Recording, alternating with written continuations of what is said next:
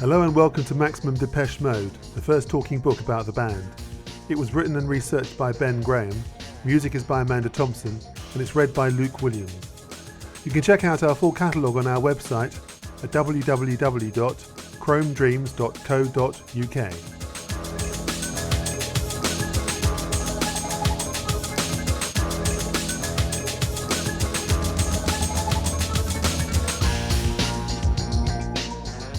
We was doing that in 1981, what they're doing now, just basically not sampling, but using electronic instruments, drum machines and all this sort of thing. So we knew that was the way of the future.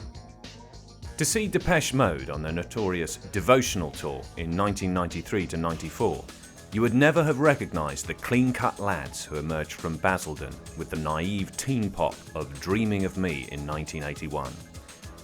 They'd begun as an antidote to rock music, a modern electronic pop group who believed that the guitars and raucous sounds of previous decades were a spent force.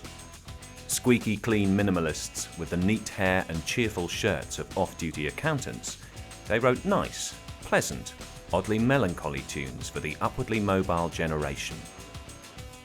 No one thought then that Depeche Mode would still be going over a decade later, let alone packing stadiums on a grueling 18-month world tour, that the cherub-faced lead singer Dave Gahan would trade his flick fringe for long, unkempt locks, cover himself in leather and tattoos and become a possessed rock and roll wild man, that shy, smiling Martin Gore would evolve into a sequined, guitar-toting near-transvestite, or, more darkly, that keyboard player Andrew Fletcher would be in the grips of a crippling depression, and that the band's endless partying, Gore's alcohol abuse and Gahan's heroin habit in particular would come close to killing them. Martin Gore was born in Dagenham on the 23rd of July 1961. His working-class parents soon moved to nearby Basildon, where the shy, introverted child would lock himself away in his bedroom with his mother's collection of old rock and roll singles. As a teenager, he discovered glam rock and learnt to play acoustic guitar, writing several songs while still at school that would make it onto Depeche Mode's first album. He was a quiet, conscientious student, and after A-levels took a job with the NatWest Bank in London. In his spare time, he was performing in a folk music duo called Norman and the Worms. But Martin's musical career would take a drastic new direction when, in 1979, he bought his first Moog synthesizer. Although Kraftwerk had pioneered electronic music throughout the decade, 1979 was the year that synthesizers stormed the charts.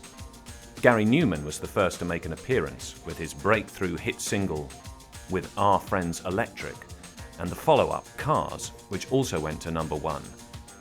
This opened the doors for the likes of the Human League and Ultravox, while also inspiring a whole generation of teenagers like Martin Gore to swap guitars for keyboards. Basildon Boys Brigade members Vince Clarke and Andrew Fletcher had also progressed from a love of folk rock, the Eagles, Simon and Garfunkel, to the new synthesizer music.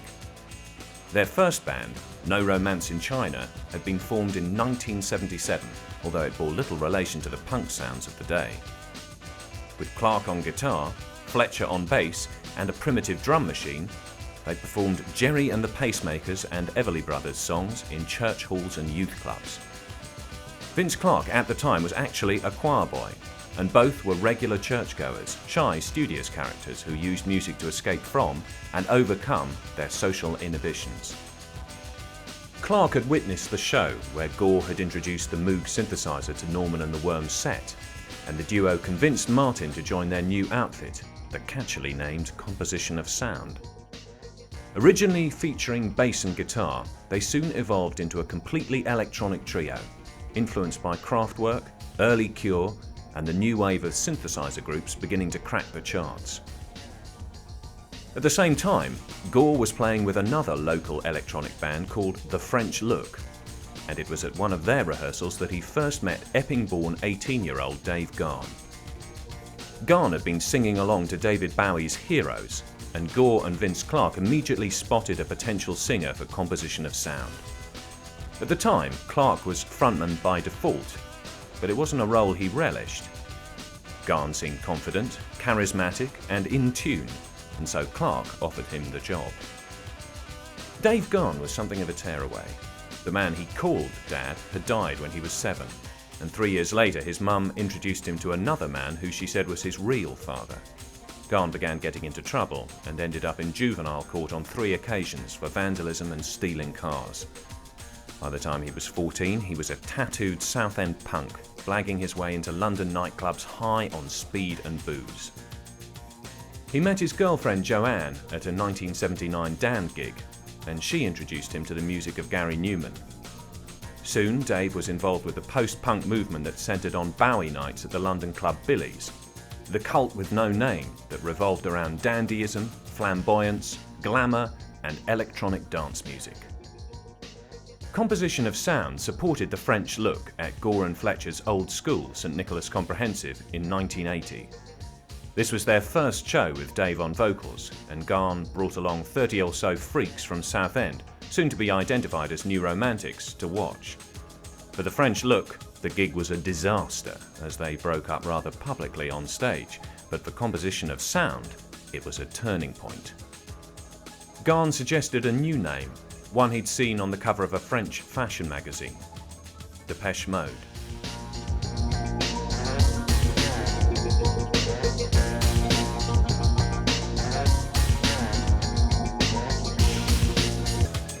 We just started doing very well, writing our own songs, doing a few covers, and then we got bigger and bigger crowds, and then we made a record.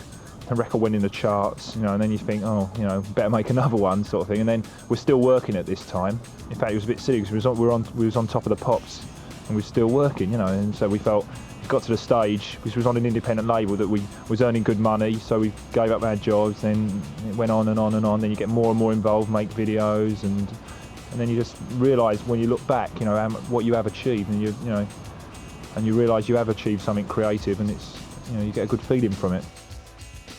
On the 16th of August 1980, Depeche Mode began a Saturday night residency at the self-styled synth disco, the Glamour Club, at Clarke's in Rayleigh.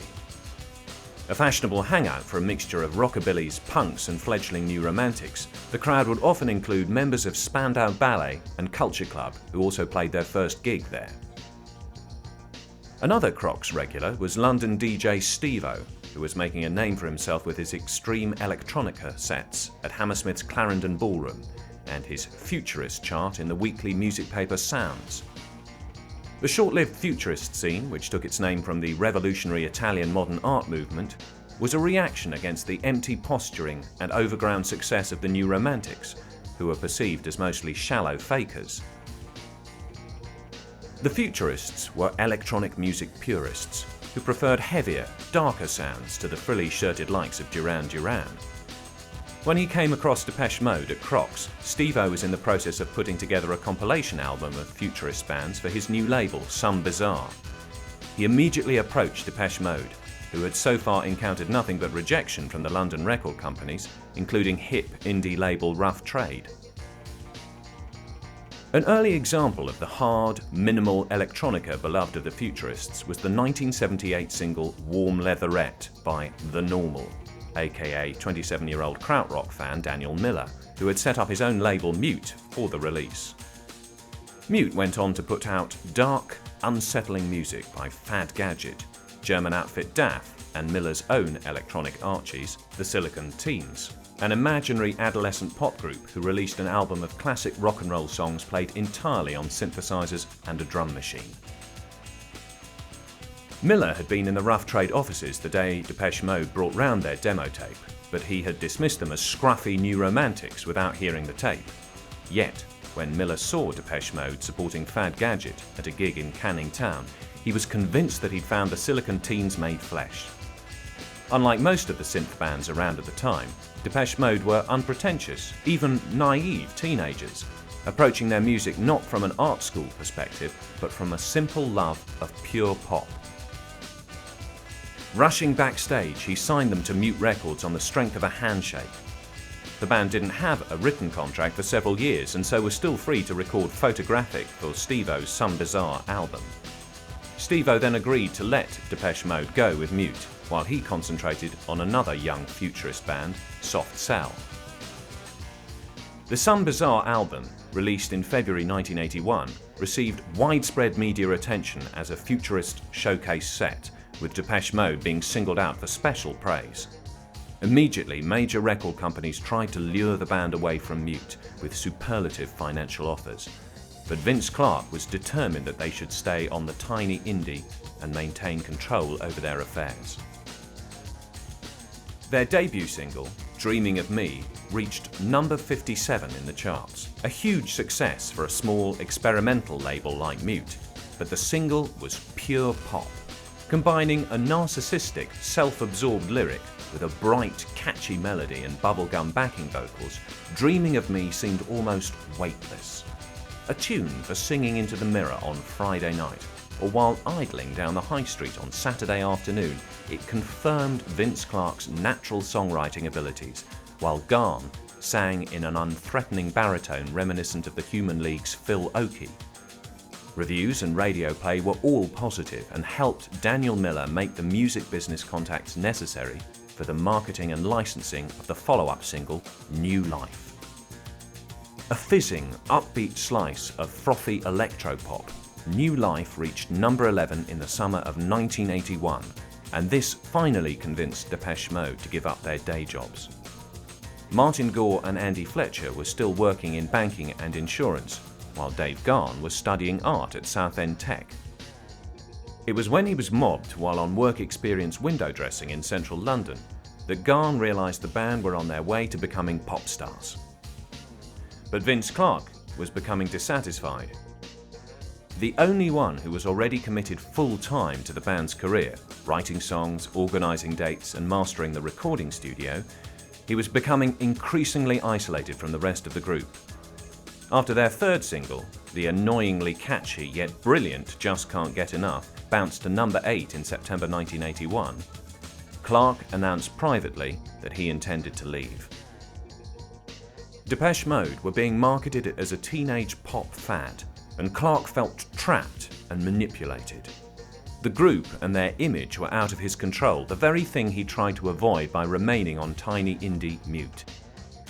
He knew it wouldn't be long before the bubble burst and the industry spat them back out again. In addition, as the main songwriter and musician, he felt the other three were coasting on his talents, enjoying the limelight while he did all the work.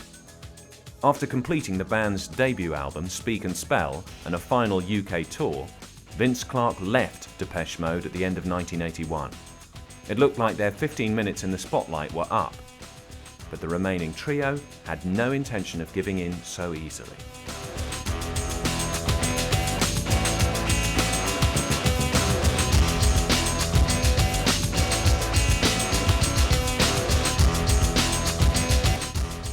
Looking back, we could have done without him really, because he's a very, very good musician, and it's a great help to us, because I think we're only really average musicians, and having a really good musician sort of like brings your standards up. Speak and Spell, named after a popular electronic toy, was a bubblegum dilution of the Futurist Manifesto, and none the worse for it. Combining sparkling dance beats, teen pop melodies, and a distinct, if underlying, melancholic darkness, it reached number 10 in November 1981. The album was well received critically, but there was a patronising edge to the reviews that suggested many felt the band had a built-in obsolescence, a suspicion heightened by the departure of their main songwriter. Depeche Mode showed all the signs of being a flash in the pan, overnight sensations never off the telly or the cover of teenage pop mags like Smash Hits. Their image wasn't helped by their clothes and haircuts, an artless mix of high street fashion and new romantic car stops,